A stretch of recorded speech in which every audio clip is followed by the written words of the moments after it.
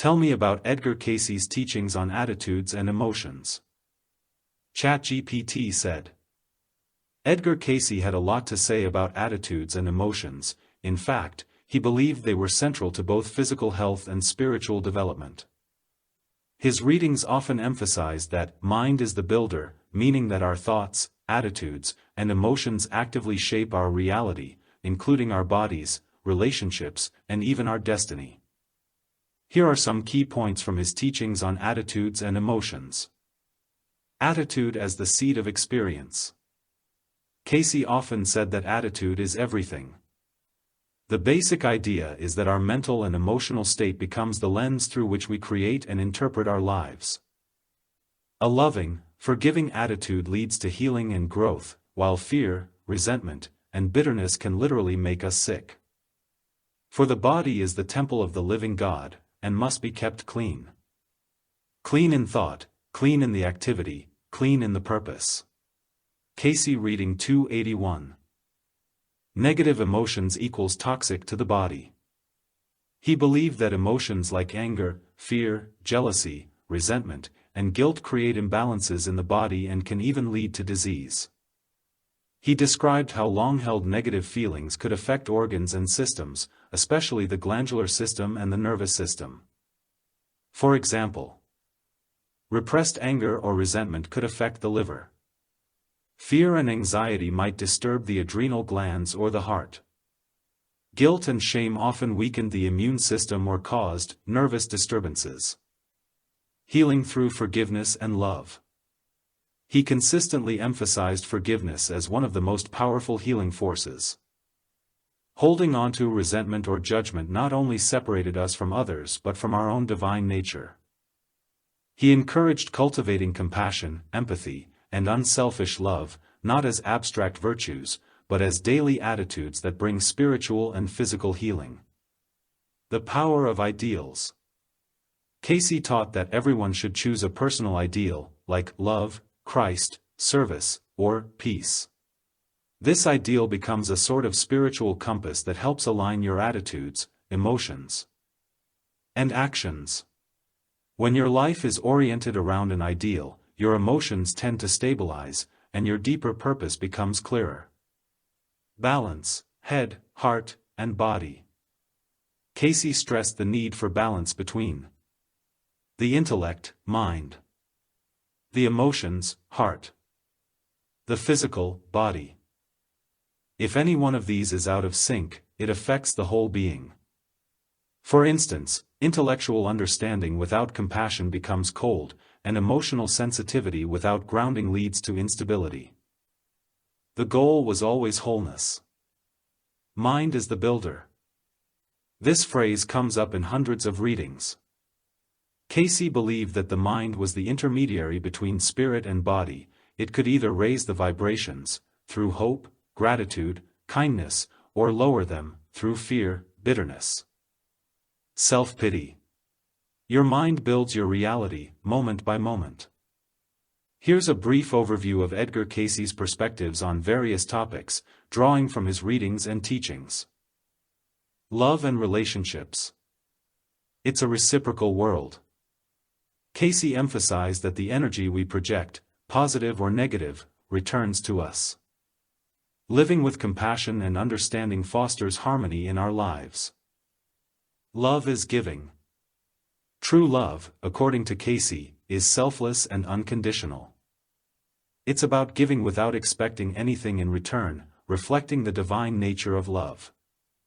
Desire. Desires can be constructive or destructive. Cayce advised aligning desires with spiritual ideals to ensure they lead to growth rather than bondage. Sex and marriage. Sexual relations are sacred and should be expressions of love within the commitment of marriage. Misuse of sexual energy can lead to spiritual and physical disharmony. Give sex education before puberty. Cayce advocated for early, honest education about sexuality to prepare children for responsible adulthood. Training and guiding children. Children should be nurtured with love, patience, and understanding, helping them develop their unique spiritual paths. The ideal marriage. A harmonious marriage is built on mutual respect, shared ideals, and spiritual companionship. Home and career. Balance between domestic life and career is essential. Both should support one's spiritual development. Marriage and separation. While marriage is sacred, Cayce acknowledged that separation might be necessary in cases of harm or spiritual stagnation. Soul mates. Soul mates are individuals with whom we share deep spiritual connections, often from past lives, aiding mutual growth. Spiritual living and personal growth. Living the balanced holistic life. Balance among body, mind, and spirit is crucial. Neglecting any aspect can hinder overall well-being. Fruits of the Spirit of Truth. Living in alignment with spiritual truth manifests as love, joy, peace, patience, and other virtues. Service is asked of everyone. Serving others selflessly is a path to spiritual fulfillment and aligns us with divine purpose. Charity. True charity involves giving with love and humility, not for recognition or reward. Knowledge must be applied. Accumulating knowledge is insufficient, it must be lived and practiced to effect transformation. Knowledge, wisdom, and understanding.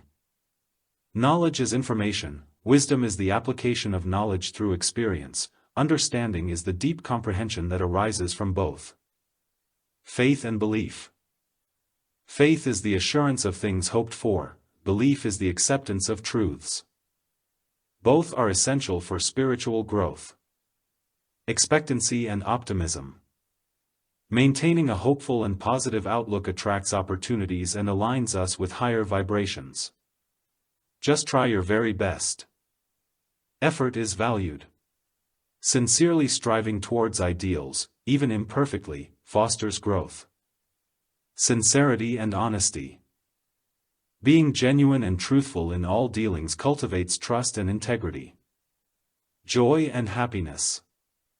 Joy arises from within, especially when living in harmony with spiritual principles. The spirit of harmony and cooperation. Working together harmoniously reflects divine unity and promotes collective well-being. Inner peace. Achieved through meditation, prayer, and living in accordance with one's ideals. Contentment. Finding satisfaction in the present moment and trusting in divine provision. Virtues and emotional mastery. Time, space, and patience. Understanding that growth unfolds over time and requires patience and trust in the process. Patience is the most beautiful virtue. Patience allows for the unfolding of divine timing and fosters resilience. Self-control. Mastery over one's impulses and emotions is essential for spiritual discipline. Forgiving and forgetting. True forgiveness involves releasing resentment and moving forward without dwelling on past wrongs. The smile of understanding. A compassionate smile can bridge gaps and convey empathy beyond words. The ability to laugh. Laughter is healing and reflects a joyful spirit. Humor. Embracing humor lightens burdens and fosters connection. Companionship and loneliness. Meaningful relationships are vital, but solitude can also be a time for spiritual reflection. Friendship. True friends support each other's growth and share mutual respect and love. Challenges and emotional shadows. Torments, trials, and temptations. Life's challenges are opportunities for growth and testing of one's commitment to ideals. Confusion and indecision. Uncertainty can be mitigated by returning to one's spiritual ideals for guidance. Few does power not destroy. Power must be wielded with humility and service to avoid corruption. Fear and worry. These emotions disconnect us from faith. Trust in divine order is the antidote. Anger. Recognizing and transforming anger into constructive action is part of emotional mastery. Vengeance and hate. These destructive emotions harm both the sender and receiver, forgiveness is the path to healing. Judging and fault-finding. Criticism of others often reflects our own insecurities. Compassion and understanding are encouraged. Self-condemning. Excessive self-criticism hinders growth. Embrace self-forgiveness and strive towards improvement. Vainglory. Pride and ego can obstruct spiritual progress. Humility aligns us with our true nature. The suicidal urge. Life is a sacred opportunity for growth. Seeking help and reconnecting with purpose is vital. Final reflection. Think on these things. Regular contemplation on these principles helps internalize them, guiding daily actions and decisions. For a more in-depth exploration of these topics, you might consider reading Edgar Cayce's Story of Attitudes and Emotions by Jeffrey First, which compiles many of Cayce's insights on these subjects. You said. Cayce had a unique esoteric view of the Book of Revelation. ChatGPT said. Yes, Edgar Cayce offered a remarkably esoteric and symbolic interpretation of the Book of Revelation.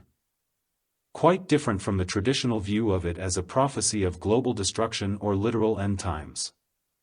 For Cayce, Revelation was not primarily about external events but rather about the inner spiritual evolution of the soul, a symbolic roadmap of the soul's journey back to its divine source.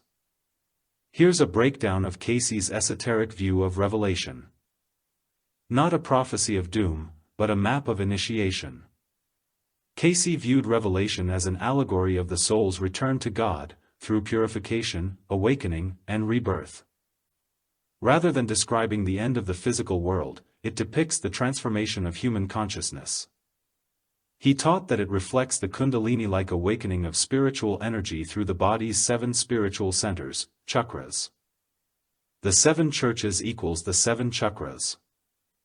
Each of the 7 churches addressed in Revelation, Ephesus, Smyrna, Pergamos, etc., corresponds to a spiritual center in the human body, from the base of the spine to the crown of the head. Cayce associated each church with a gland, endocrine system, a virtue or challenge, a stage of spiritual awakening. As these centers are opened or purified through spiritual practice, the soul moves closer to divine union. Symbols as spiritual realities. Cayce interpreted many of the fantastical images in Revelation, beasts, trumpets, angels, scrolls, as symbolic of inner experiences. The lamb represents the Christ consciousness within. The dragon symbolizes the ego or the lower self that resists spiritual transformation. The book with 7 seals is the human body-soul system, awaiting full activation and enlightenment. The beast and Babylon stand for materialism, selfishness, and worldly illusions. The New Jerusalem symbolizes the soul fully awakened and aligned with the divine. Transformation through tribulation. The plagues, battles, and judgments in Revelation symbolize the internal trials and purifications one undergoes on the path to enlightenment. The wrath is not God's punishment but the soul's confrontation with its own distorted perceptions, attachments, and karmic debts. The promise of Revelation, union with the divine. Ultimately, Revelation ends not in destruction, but in renewal. The new heaven and new earth represent the higher consciousness and divine harmony that emerge once the lower self is transcended. The river of life and tree of life symbolize spiritual nourishment and eternal vitality, once union with God is achieved. Cayce reading example, 281-16. The visions, the symbols, the beasts, the elders, the trumpets, the vials, the plagues. All these are but emblems of the experiences of the soul as it enters into the various stages of consciousness in its journey through matter to spirit. Cayce's message, Revelation is about you. The great spiritual key Cayce offered was, read the book of Revelation as if it were the story of your own inner journey. It's not about waiting for the end of the world, it's about transforming your life here and now through self-awareness, spiritual discipline, and alignment with divine purpose. You said. I'd like to hear how Cayce explained the fall of the angels, and the devil coming upon you in great anger. Also, what did he think about the radical black and white picture of salvation at the end? ChatGPT said. Excellent questions. Cayce's readings offered a deeply symbolic and metaphysical interpretation of these themes: the fall of the angels, the wrath of the devil, and the seemingly black and white judgment at the end of Revelation, that differs dramatically from literalist or fear-based views.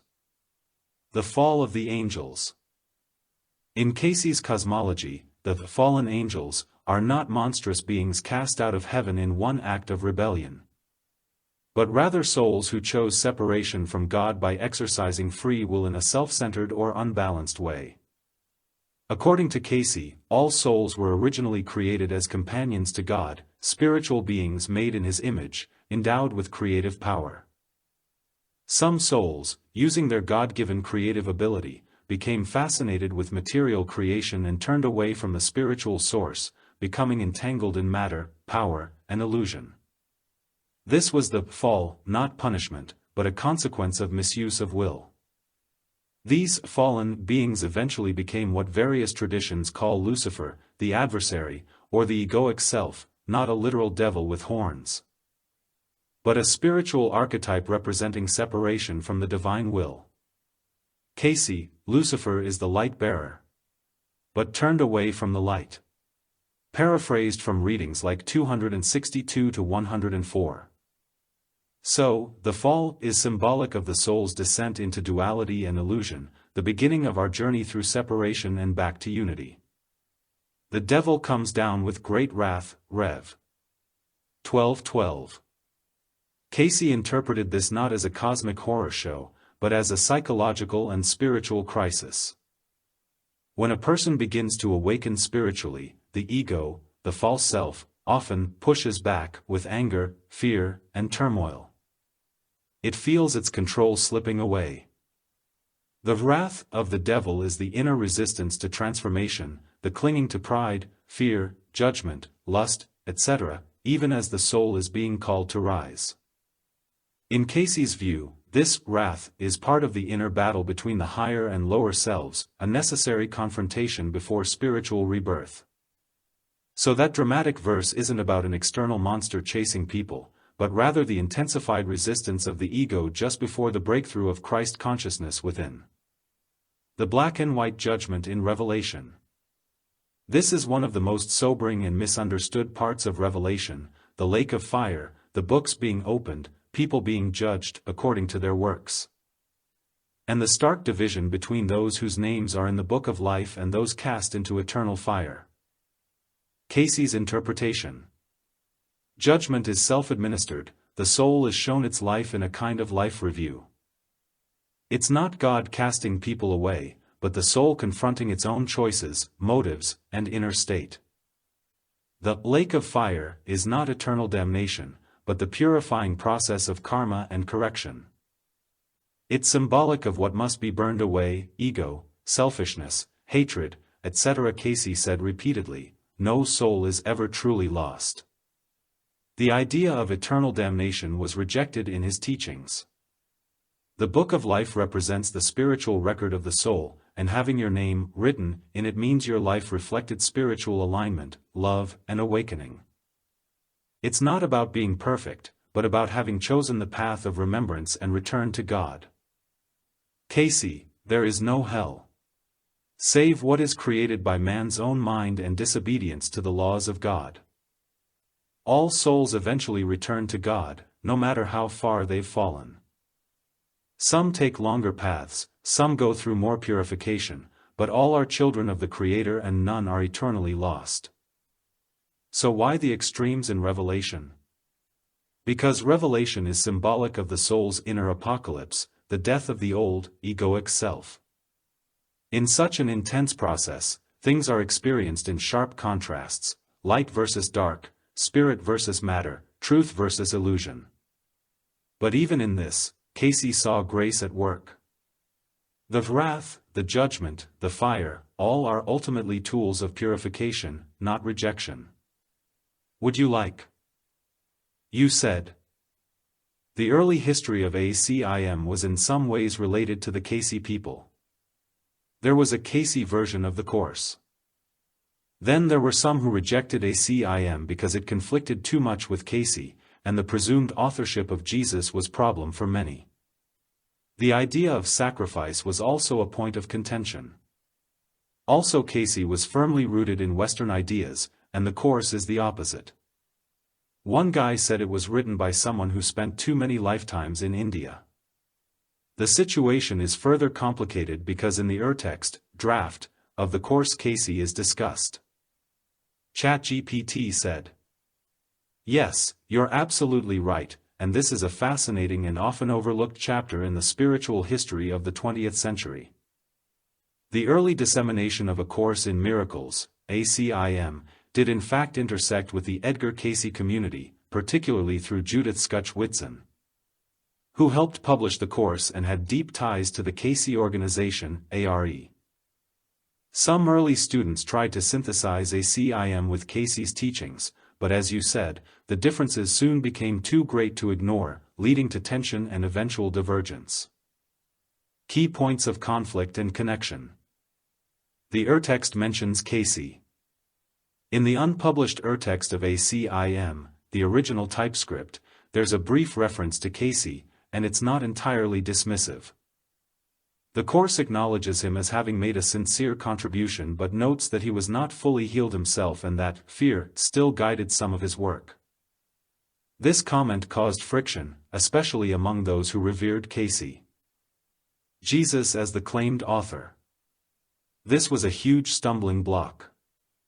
Cayce's view of Jesus was deeply Christian in form, though esoteric in content, Jesus as the perfected soul who became the Christ. ACIM, though it also uses Jesus as the voice, presents a non-traditional, non-dualistic Christ whose teachings undermine almost every Orthodox Christian belief, especially those around sin, sacrifice, and guilt. For Cayce followers grounded in a Western Christian esoteric tradition, the course's tone felt alien, almost like an Eastern Advaita Vedanta monologue dressed in Christian language. As one critic famously said, it reads like it was written by someone who spent too many incarnations in India. Sacrifice and the atonement. One of the biggest points of contention. Cayce taught that Jesus' sacrifice on the cross was meaningful, not as appeasement to a wrathful God, but as a karmic act of love. He willingly took on suffering to help awaken and balance the world. ACIM, by contrast, teaches that the crucifixion had no real spiritual meaning and was a projection of the ego's guilt. The Course teaches that sacrifice is never asked by God, and that any belief in suffering as redemptive is part of the illusion. This was a bridge too far for many Cayce students, even those who were open to Eastern ideas. Western versus Eastern cosmology. Cayce's cosmology, rooted in the Western mystery tradition, a linear soul journey with karma, reincarnation, soul mates, planetary influences, and spiritual evolution toward Christ consciousness. ACIM's metaphysics, radically non-dual. The world is an illusion, the ego is a dream, and the only truth is perfect unity with God. Time and space are not tools for growth but errors to be undone. Karma and even reincarnation are ultimately meaningless. The Cayce path says, learn your lessons and evolve. The Course says, there are no lessons, wake up, you're dreaming. Different tone, different purpose. Cayce's readings were practical, warm, and offered step-by-step advice on health, relationships, dreams, and spiritual discipline. ACIM is pure metaphysical retraining. It doesn't help you live better in the world, it helps you realize the world isn't real and trains you to forgive and dissolve it. This kind of radical transcendence can be emotionally destabilizing for some, or, for others, exactly the jolt they needed. Final note. You're right that there was once an effort to create a Cayce-compatible version of ACIM, but it never gained wide traction. The differences in worldview, tone, and cosmology were just too great. And yet, many people, yourself included, it sounds like, have spent decades trying to integrate both, because both paths carry truths, even if they speak different spiritual languages. Would you like a point-by-point comparison of ACIM and Cayce's worldview? Or a breakdown of how people have tried, successfully or not, to hold both together? You said. Yes. ChatGPT said. Great, let's walk through a point-by-point comparison of A Course in Miracles, ACIM, and the Edgar Cayce teachings, highlighting both common ground and irreconcilable tensions. This should help clarify why so many spiritual seekers, yourself included, have found both profound and yet often conflicting insights in the two. Influences. 1. The nature of reality. Cayce, this world is real enough for growth. Earth is a testing ground for the soul to learn patience, forgiveness, compassion, etc. ACIM, this world is a dream. There is no true learning here, only remembering. The world was made as an attack on God. Integration attempt. Some say you can use Cayce's approach as a preparatory stage, learning life's lessons, before ACIM becomes relevant as a final undoing of the dream. But many can't hold both views at once.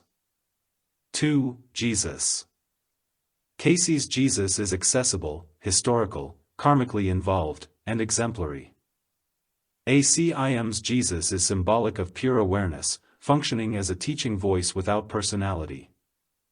Integration. Many find comfort holding Cayce's personal Christ alongside the Course's universal Christ mind, especially when Jesus is seen as a bridge between levels of consciousness.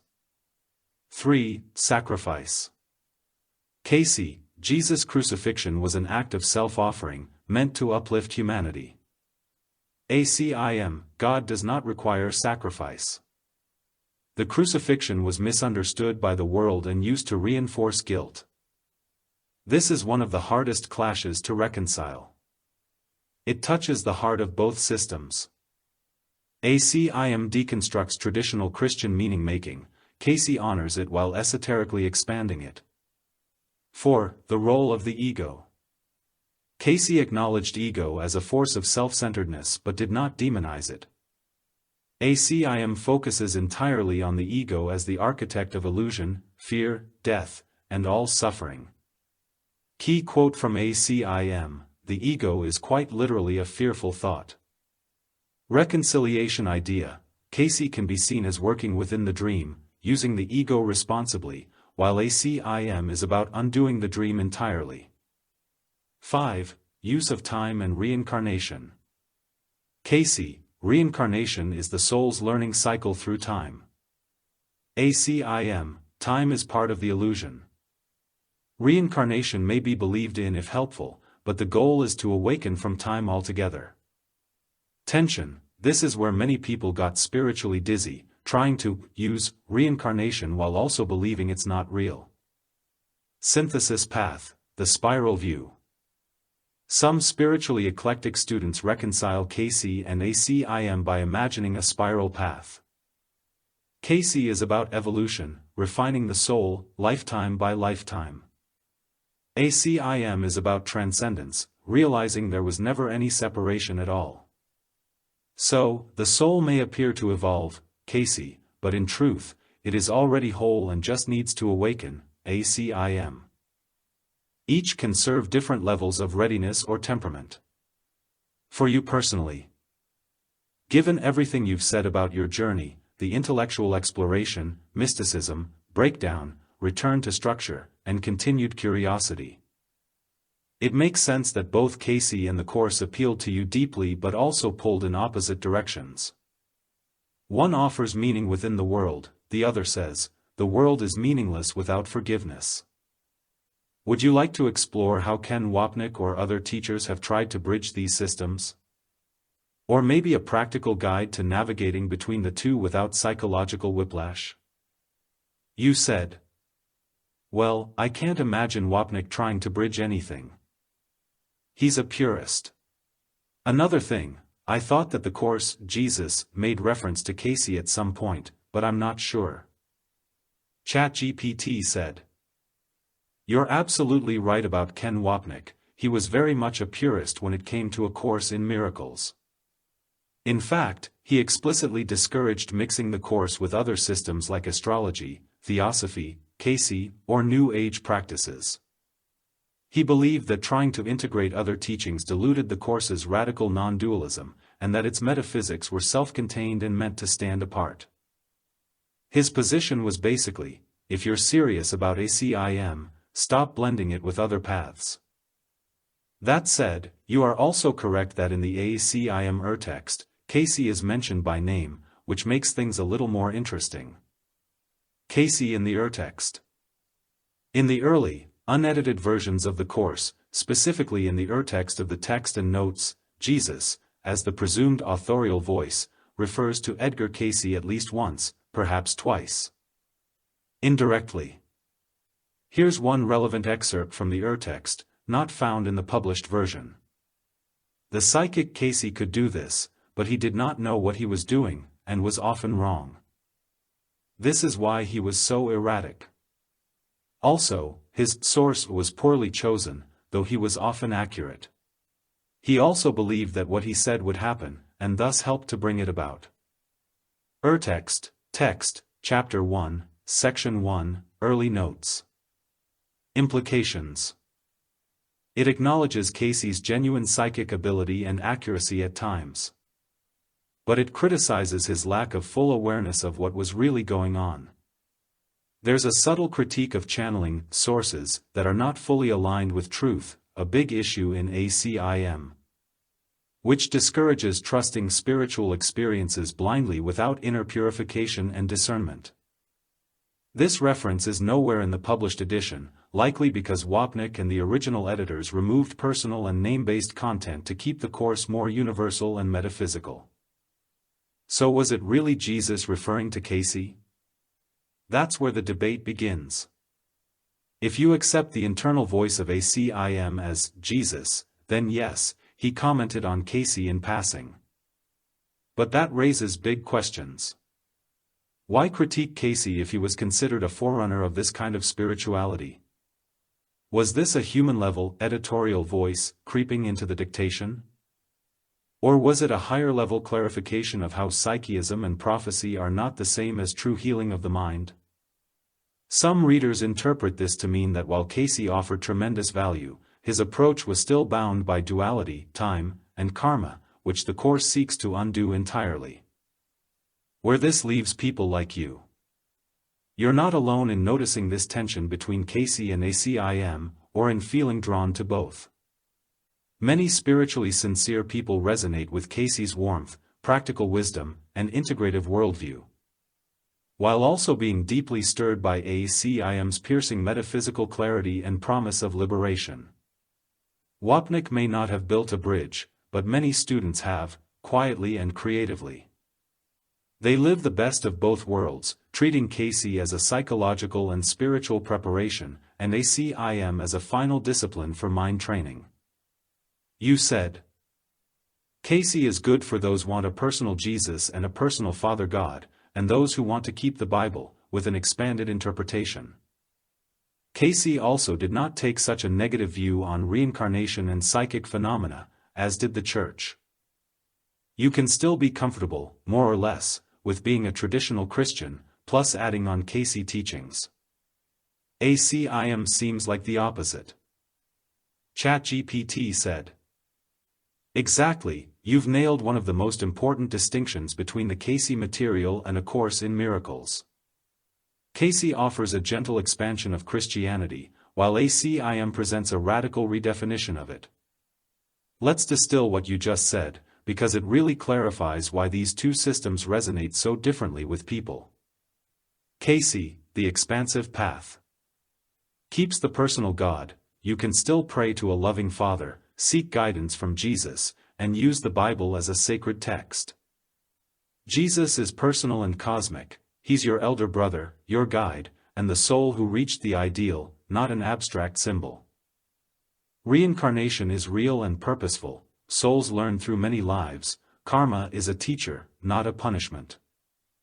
Psychic phenomena are valid. Dreams, intuition, astrology, even telepathy are part of God's natural laws. Spiritual growth is gradual, you evolve through patience, service, ideals, and love. Compatible with traditional religion, Cayce allows you to stay Christian, just with deeper insights into Scripture, the soul, and the spiritual body. For people who still want a God they can talk to, and a Jesus they can walk with, Cayce's path is deeply comforting and morally rooted. ACIM, the radical path. No personal God. God is not a person, not a father, not a being, just perfect oneness, beyond form, thought, or identity. Jesus is a symbol of the right mind. The author is not the historical Jesus in the traditional sense, but a voice of pure non-dual awareness. Reincarnation is ultimately unreal. If the world is a dream, lifetimes are dream fragments. The goal isn't to evolve through time but to wake up from it. Psychic experiences are neutral, they're neither condemned nor emphasized. The Course says, miracles are not to awaken the dead, but to awaken the living. Spiritual growth is unlearning. You're not building yourself up, you're undoing illusions and remembering what you already are. Not compatible with traditional religion, ACIM uses Christian language but reverses much of its theology: sin, sacrifice, guilt, crucifixion, atonement. For people ready to let go of all belief systems, and who are drawn to non-dualism, Advaita, or Buddhist emptiness, ACIM offers a pure, piercing light. But often leaves behind the comforts of personal faith. Why this matters? Your observation is crucial because it explains why. Cayce attracts spiritually open Christians who want more without throwing everything away. ACIM attracts metaphysical seekers who may have outgrown religion altogether and are now dismantling the ego itself. It's not just about theology, it's about temperament, need, and readiness. Some want a divine parent who understands their struggles. Others are ready to hear, you are not a body. You are free. Would you be interested in seeing how other spiritual figures, like Paul Ferrini, David Hoffmeister, or Joel Goldsmith, have navigated that bridge between a personal God and impersonal truth? Or would you like to explore how someone can honor the Cayce path while gently leaning toward the ACIM view? You said. Okay. ChatGPT said.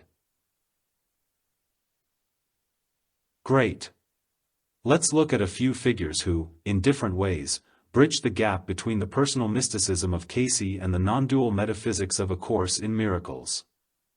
They can serve as helpful models for someone like you, someone who sees the beauty in both, but also feels the strain in trying to integrate them.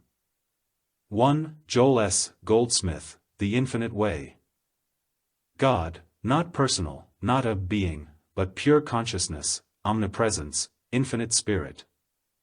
This resonates with ACIM's idea of God as formless oneness. Prayer, not asking God for things, but realizing the presence of God as you. Healing, comes not from affirmations, but from a shift in consciousness. There is no error in truth. Jesus, seen not as an exception, but as an example, like in both Cayce and ACIM. Bridge quality, Goldsmith's teachings gently lead students out of a personal God framework into pure non-dual awareness, without tearing anything down. There's a reverence and warmth that makes the transition more graceful. God is not a power to do something for you, God is the presence that is your being. 2. Paul Ferrini, Love Without Conditions. Claim to receive messages from a Christ voice very similar to ACIM's. Emphasizes inner forgiveness, letting go of fear, and non-judgment, all central ACIM themes. But also retains a more emotional, psychologically grounded tone, unlike the icy abstraction of ACIM at times.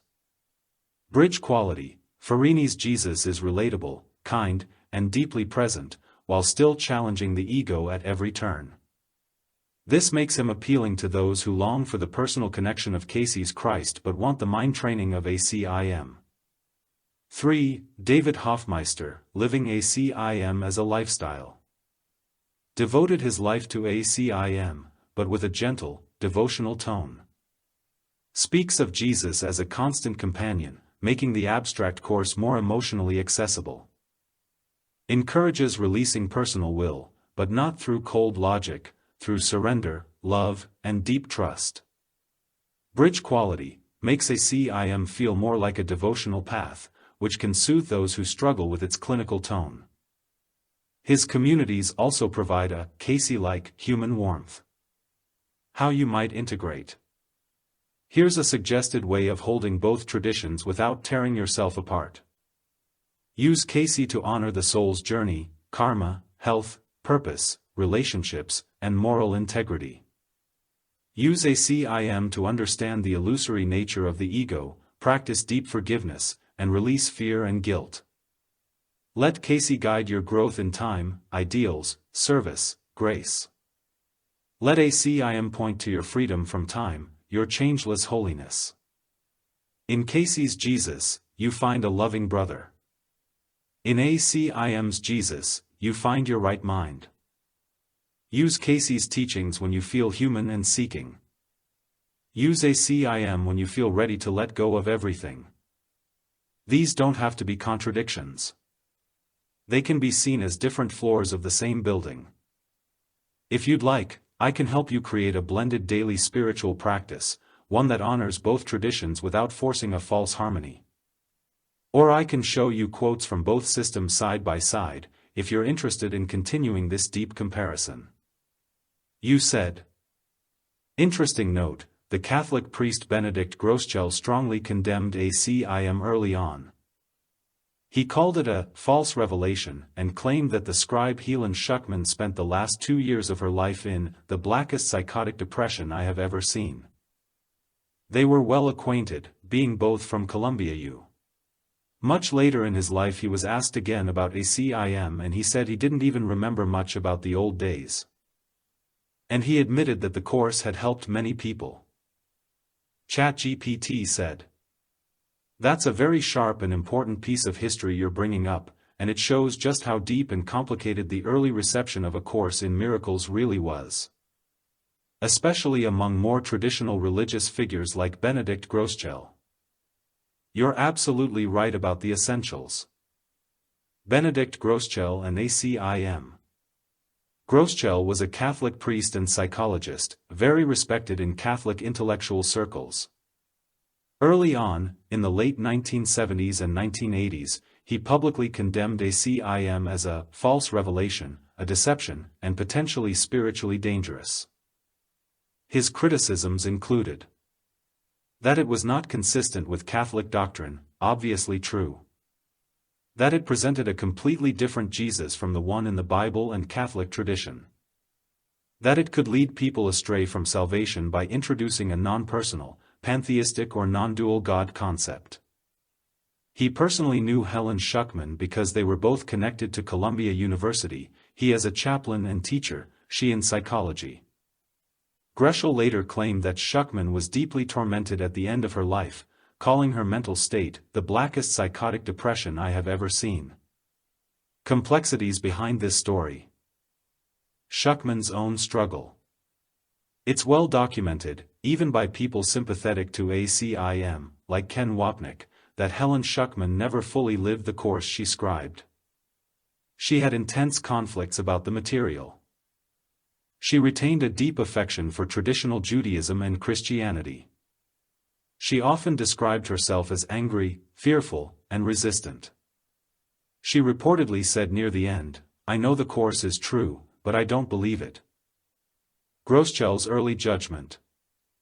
Coming from a Catholic psychological background, it's not surprising that Groeschel interpreted Helen's inner torment as proof that ACIM was demonic or deceptive.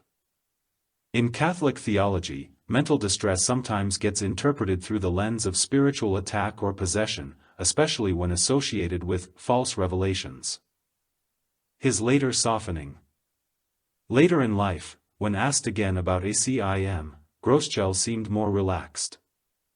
He reportedly said he didn't remember much about his original criticisms and admitted that the course had helped many people find healing and spiritual strength. This softening suggests he recognized that fruit matters more than theological purity, a very important shift. The larger dynamic at play. Catholicism, and all traditional religion, needs a clear distinction between creator and creation, good and evil, true and false revelations. ACIM blurs all these lines, saying separation itself is the illusion. To a traditional mind like Groeschel's, that had to seem dangerous, even if the Course was helping people heal their minds. So Groeschel's initial condemnation reflects an instinct to protect, but his later admission reflects wisdom gained by observing real-world effects. Your insight is key here. You are noticing a pattern. The Course terrifies those rooted in traditional religion because it undermines the entire architecture of sin, sacrifice, guilt, punishment, and external salvation. Yet over time, even critics see that for many people, it fosters love, forgiveness, inner peace, and a spiritual resilience that rigid religion sometimes cannot give. Just like Cayce and ACIM cannot be easily reconciled, Catholicism and ACIM live on two different spiritual planets. But at the human level, at the level of suffering and healing, sometimes the strict lines blur. Would you like me to sketch a little more about Helen Schucman's inner life, her paradoxes, her hidden Catholic tendencies, and her struggles? It might add even more layers to this already fascinating picture you're unfolding. You said, "I thought she was a Jewish atheist, and a Freudian." ChatGPT said, "You're absolutely right, and what's fascinating is that all of that is true, yet Helen Schucman was also deeply religious in her own conflicted way. She's one of the most paradoxical spiritual figures of the 20th century. Let's unpack it. Yes, she was Jewish, atheist, and Freudian. Jewish by heritage, Helen Schucman was raised in a non-observant Jewish family. Religion was not a major part of her upbringing, but she never fully disowned her Jewish identity. Atheist by belief, as a young adult and throughout her professional career, she described herself as a skeptic and often an atheist. She did not believe in God in any personal sense, and she openly resisted religious authority. Freudian psychologist, she was firmly trained in classical psychoanalysis and worked in academic psychology. She shared Freud's suspicion of religion and saw it as a human defense mechanism or illusion. But here's the twist, a hidden inner devotion. Despite her professional atheism and secular orientation, Helen had a deep inner life that was almost mystically Christian, and even Catholic-flavored, in a strange way. She experienced spontaneous inner visions and voices, even as a child, something she kept hidden. She had a lifelong secret fascination with Jesus, sometimes described as a personal love affair. According to Ken Wapnick, who worked closely with her, she would sometimes kneel in front of a crucifix and weep. She retained a strong sense of original sin, unworthiness, and even Catholic guilt, despite her Jewish Freudian identity. She was terrified of being judged by God, and this fear coexisted with her devotion. The scribing of ACIM, her paradox in action. When the inner voice, Jesus, began dictating a course in miracles, she was deeply conflicted. She did not want to do it. She thought she might be crazy. And yet, the voice was clear, calm, and emotionally detached, and she said it had an authority she could not deny. She eventually dictated the entire course over 7 years, but she never fully embraced it emotionally. In fact, she often despised it, called it that damn book, and refused to practice its teachings consistently. A perfect embodiment of the ego's resistance. Ironically, Helen herself was the ego in resistance, almost as if her life was the proof of concept for what the Course teaches. The ego will never understand the Holy Spirit. But it can be undone. Her story makes clear. One can scribe profound spiritual truth without being its master. Spiritual awakening doesn't always look like peace and light on the outside. The mind's resistance to God is fierce, even in the presence of miracle-mindedness.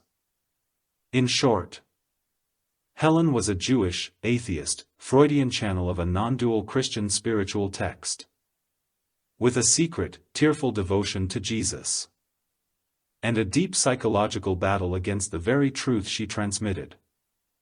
It's no wonder she fascinates so many who study the course. You said. How did Christian Science and New Thought figure into all this? ChatGPT said.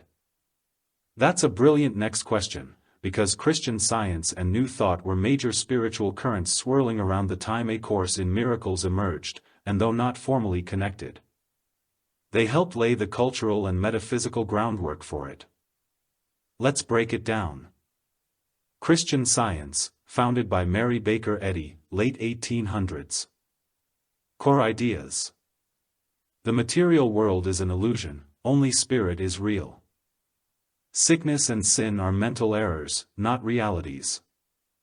Healing happens through right understanding of God and spiritual reality. God is love, and the true self is spiritual, not physical. Jesus is the way shower, not the exception. Parallels with A Course in Miracles.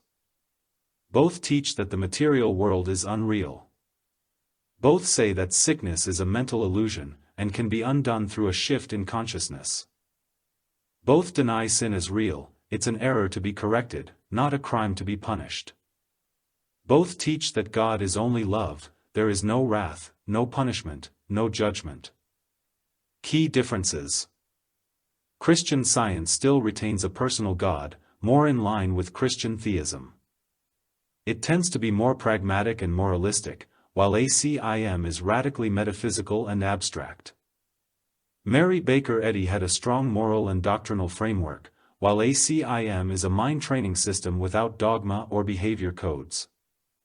New Thought, a broader, more diverse movement. Core concepts. Thoughts create reality. God is within, the divine mind is present in all people. Emphasis on positive thinking, affirmations, and mental healing. Reality responds to faith, expectancy, and alignment with divine laws. Jesus is the prototype of the spiritually awakened person. New Thought includes groups like Unity Church, Religious Science, Science of Mind, Ernest Holmes. Divine Science. How it paved the way for ACIM. Language of mental healing, normalized by New Thought long before ACIM. Belief in a non-judgmental, loving God. Focus on inner transformation rather than religious ritual. Idea of Jesus as an elder brother and teacher, not an exclusive savior. Differences. New Thought often leans toward manifestation, using thought to improve worldly life. ACIM teaches that the world is an illusion and that manifesting anything here isn't the goal is to wake up from the whole dream. New Thought affirms the world is good and evolving. ACIM says it was made as an attack on God, radical difference. Summary, the DNA of ACIM. You could say that ACIM is like a fusion of several traditions. What it contributed to ACIM. Christian Science. The world is unreal, healing comes from the mind, sin is illusion. New Thought. God is within, thoughts create reality, forgiveness is key. Freudian psychology. The ego as a defense system, guilt, projection, repression. Eastern non-dualism. Only oneness is real, the world is Maya, awakening is remembering. Christian mysticism. Inner Christ, divine guidance, and transcendent love. So even though ACIM emerged suddenly through Helen Schuckman, it's really the flowering of many streams of Western metaphysical and mystical thought, especially Christian Science and New Thought. Without them, the language of mind healing and God as pure love might never have been so readily received. You said. ACIM could not have been written before psychology was developed, and maybe New Thought, in regard to affirmative style of the workbook. ChatGPT said. Absolutely, A Course in Miracles is very much a child of its time, and you're spot on. It couldn't have existed in its present form before the emergence of modern psychology and the New Thought movement. In fact, it's a brilliant hybrid of metaphysics, depth psychology, Christian language, and Eastern non-duality, something only possible in the post-Freudian, post-New Thought world. Let's break this idea down. Psychology's role in shaping ACIM. Freud's influence. ACIM's use of terms like ego, projection, denial, guilt, and repression are directly rooted in Freudian psychology. The idea of the ego as a defense mechanism against unbearable guilt or fear is central to both systems. ACIM uses psychology not to diagnose or label, but to undo, to gently dismantle the thought system of fear. Carl Jung's indirect influence. While ACIM doesn't mention Jung, its tone and structure parallel his ideas about the shadow, the collective unconscious, and the process of individuation, though ACIM would call it disidentification from ego rather than integration. ACIM redefines the unconscious not as a dumping ground of trauma, but as the repository of truth. The Holy Spirit speaks from that depth. Conclusion: without depth psychology, there would be no framework in Western culture for the ego versus true self, or the notion of mental healing through awareness and reinterpretation, which is the heart of the course. New Thought's contribution, affirmation and transformation. The workbook of ACIM, with its daily lessons, feels very similar to New Thought's daily affirmations, even though the intent is quite different. New Thought: I am one with God. Health and abundance flow to me. ACIM: I am not a body. I am free. For I am still as God created me. Key points. Both use daily repetition and conscious retraining of the mind. Both affirm a divine identity and deny the finality of the material world. Both place healing in the mind, not in medicine or external interventions. But ACIM goes much deeper and more radical, aiming to undo the entire ego thought system, not to create a better life, but to remember the truth behind the illusion of life altogether. Why the 20th century was the right moment. If ACIM had appeared in 1880, it would have been dismissed as heretical or insane, with no framework for understanding, channeling, ego, or thought systems. There was no popular language yet for inner transformation through thought correction. Psychology was in its infancy. Eastern thought had barely reached Western consciousness. Christian mysticism was mostly cloistered. By the 1960s, 70s, Freud and Jung had changed how people thought about the mind and inner conflict. New Thought, Christian Science, and Unity had softened Christian literalism.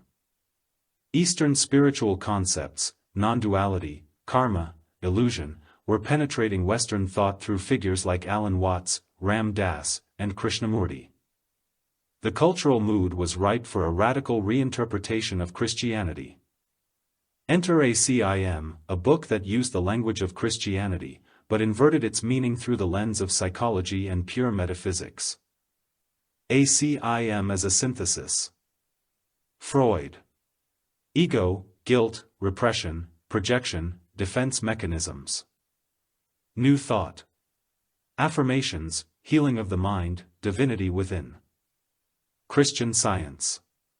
The world as illusion, healing through truth. Eastern mysticism. Non-dualism, transcendence of form and identity. Christian language. Familiar form that disguises radical metaphysics. So yes, you're absolutely right, ACIM is a product of cultural evolution. It could only have emerged after psychology and metaphysical Christianity had softened the edges of old religion and cracked open the Western mind.